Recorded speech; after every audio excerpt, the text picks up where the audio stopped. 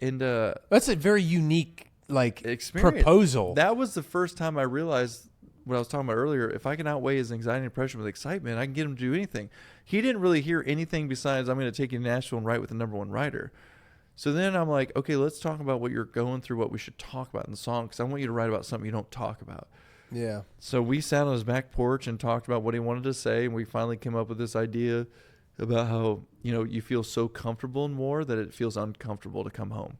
Because you train your whole life to be in war, and then you go to war, and you come home, and it feels weird. Yeah. And that's a perspective people don't really see or understand or even think about. So we have this idea. I raised at this point, I didn't even think about us being a nonprofit yet. I just wanted to help Jesse, but I raised $280 on GoFundMe. I put on Facebook, send my buddy to Nashville with me to tell a story. And I did a little GoFundMe, and I brought Jesse down, and we sat in this room, and I remember Jesse, I was like, and how I do it in the room too is I don't treat it as their story. I treat it as their song. So we already came up with the song idea, which is how to come home, how it feels different. So I told the guys, I was like, hey, we have this idea for a song based off of some of the stuff Jesse went through, but he does this. I was like, well, Jesse, why don't you tell him about the song idea? And so Jesse goes into his story because it's the song. And so he's still kind of down and out, just it's such a small town I come from. People knew I was injured before I came home.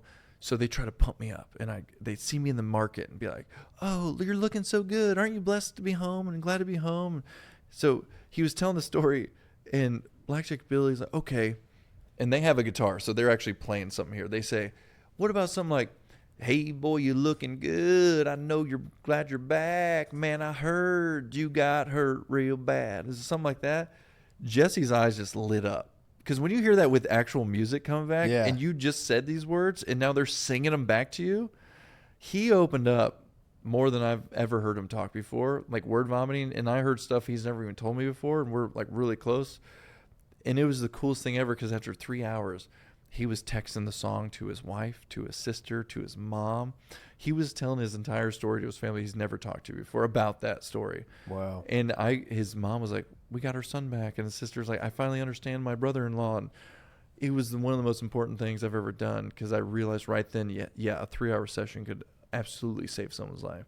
Yeah. So then probably a year down the road, when I decided I was going to try to make that leap, I still didn't know what it was like, though. It may not even been a year. It was probably 6 months.